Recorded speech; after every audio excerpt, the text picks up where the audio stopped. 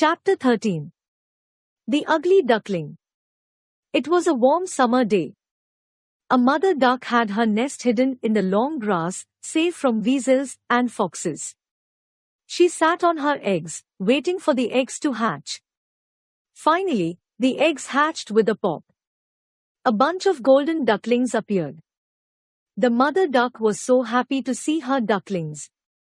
But there was a large egg in the nest which the mother duck didn't remember laying.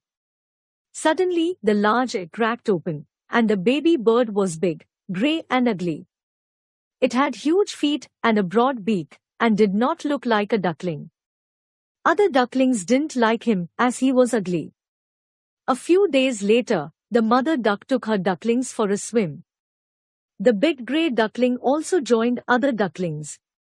After a great swim, the duck family waddled into the yard. As the grey duckling entered the yard, all the birds started talking about him.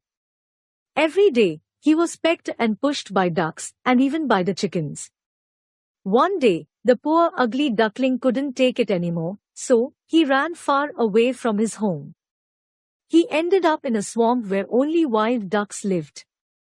The wild ducks told him, "You're an ugly fellow, you cannot stay here, go away." The poor duckling felt very lonely. It was winter, and he got stuck in the swamp as it froze.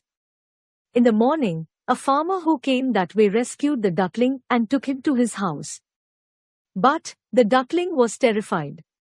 So, he went back to the swamp. He spent a long and lonely winter, struggling to survive. At last, the snow melted away. It was spring and the duckling was bigger and stronger than before.